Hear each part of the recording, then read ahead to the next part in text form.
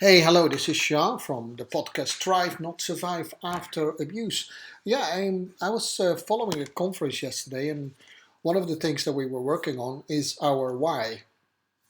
And if you know your why, it's one of the strongest motivators that you can have. And I would strongly suggest to just instead of just thinking about it like, hey, I know what my why is, or I know my purpose. I would definitely like to for you to look in an exercise that we call the 7 levels deep exercise.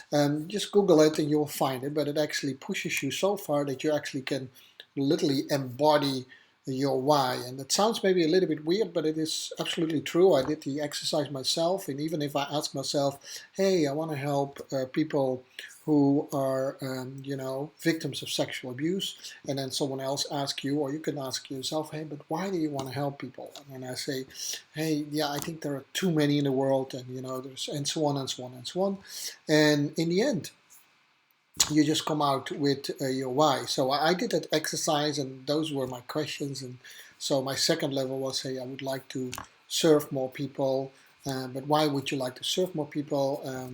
And then because I think there's the numbers of abuse victims every year is so incredibly high that it actually has a hold on the entire world. That's how big the number is, because 80% of abuse victims typically get more or less start to suffer more or less from either anxiety or depression, or sometimes even worse. So it has a strong hold on the world, as I call it, and I would like to live that. Okay, Jean, but why would you do that? Well, I believe that we can all do something to improve the world. So that's my fourth level already, right? Improve the world. And but why is that so important for you that everyone works together? Well, I must honestly say it's a little bit harder now, because to do that in the podcast, but definitely felt yesterday that in the end, I like everyone to get along very well, and a little bit emotional. I get through it again, strange as it is. And then why is that so important for you, Jean? It's coming to the sixth level is because I grew up in a family where we typically couldn't get along so well. On service, yes, but we had so strong arguments. It was often very violent, and for some reason that triggers me. And I started to find out why that is. And so, why is that then important for you? Because I think that the generation after us, and specifically my kids, never go through this again and live in a world where all this ugliness is there. So yeah, I did it a little bit fast for you guys, but I promise you, if you work yourself through an exercise like that, um, you will find your deeper why. You might have to do it a few times, and so I didn't even know that I would go there. That I thought that helping people to heal from sexual abuse was pure thing because I went through it. But as you can hear, I went through a whole other levels of why for myself as well. And it made my why even stronger. Yesterday I actually was very emotional about it, and hence the expression, if you think you know your why but you don't cry, maybe you don't know your real why yet, right? You really have to embody it. And when we did that with a group of people yesterday, you could actually people made a shift from their thinking into their body. So that is what I want for you too as well, right? It doesn't matter what you have been through. It doesn't matter why you do things in the world, but you need to find a strong internal motivation to do the things that we do. And maybe I'm an idealist or something like that, but the news yesterday, what happened in our capital, and I'm in the U.S., so that disturbed me actually, and because those people might feel that they are doing the right thing, but maybe they are not very aware that they actually are almost putting a bum under the democracy. It's definitely not um, a day or days to be proud of. Four people actually have died in those riots. It's yeah, democracy actually was blocked for a while. We should not immediately blame the people who was demonstrating, right? I will always fight for the fact that people can say whatever they want to say, but they have to do it respectfully, and people should not die, not because of riots, right? I would definitely don't do that. I would never kill for it, but I would die for democracy if I have to. Honestly, true. It's I'm not the first one who said it, by the way. It's Gandhi who said that.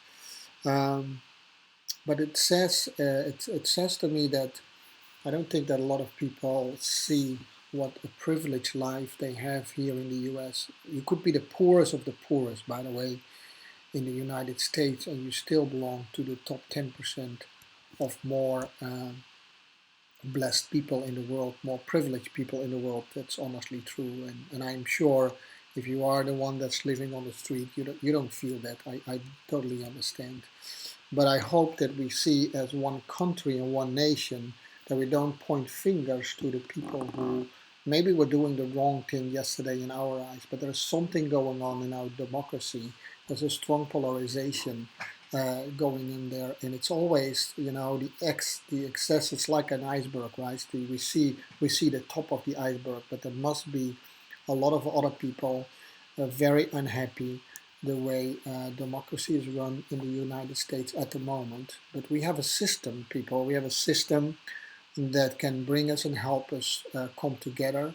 And if you vote for someone, that means you also don't vote for someone else. It's just a matter of democracy. And one of the things is to accept a loss, or to celebrate a win. And guess what? In a few years' time, you can do it again. And you can correct your own mistake, or you can help correct other mistakes. But there are democratic ways to do that.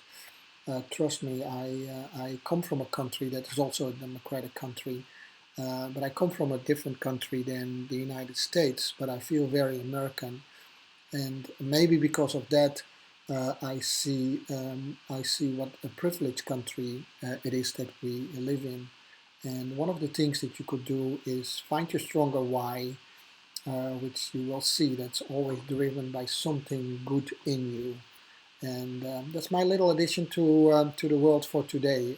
Shocked by the news of yesterday, maybe with an angle that you didn't expect. I think we should embrace all elements that are in this country, not judge over them, but let's include, let's not exclude, right? Because that makes things only worse. So this was Sean with maybe a little bit of a political statement. I'm not so for that actually in this podcast, but I was affected by it, and I want you to know that too. Anyhow, this was Sean with the podcast Thrive Not Survive After Abuse. I hope to hear you more tomorrow again. Tomorrow will already be episode 92. We're getting very close to number 100. All right, bye bye.